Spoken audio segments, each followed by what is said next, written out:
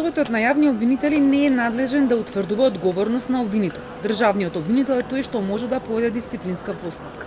Ваков заклучок донел попладнево Советот, откако ги разгледал и дописот на апелациските суди и образложението на обвинителката Русковска, која им пратила пораки дека ќе им отвори финансиска истрага.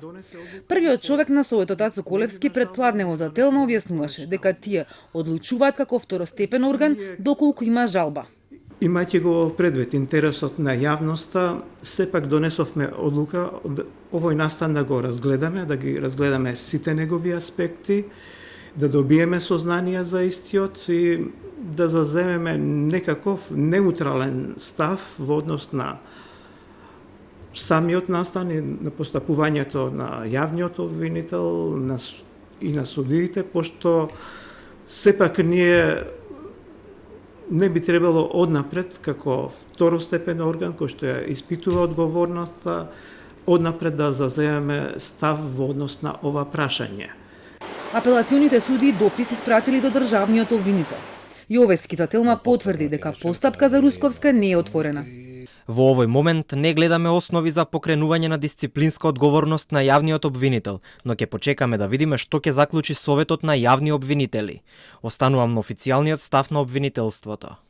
Официјално обвинителството пред неколку дена се произнесе дека реакцијата на Русковска била излив на разочарување.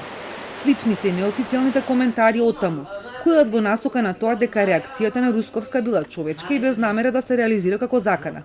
Инаку обвинителството се уште го анализира решението на апелација и според првичните согледувања немаат законски основ да поднесат вонреден правен лек пред Врховниот суд, велат од обвинителството за Телма.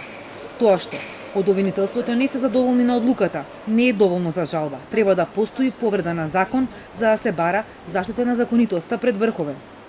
Апелациските суди ја пушти Јанева од притвор затоа што оцениле дека целта може да се постигне со куќен притвор. Во судското решение кое вчера беше објавено се констатира дека здравствената состојба на Јанева е влошена.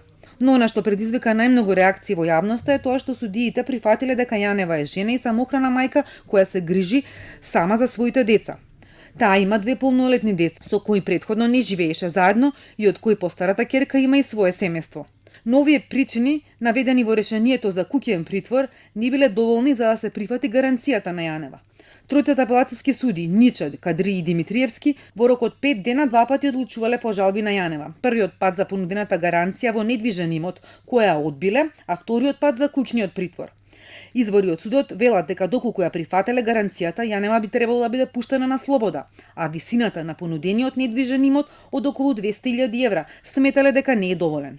Дополнително велат од судот дека мерката куќен притвор е построга од прифаќањето на гаранција.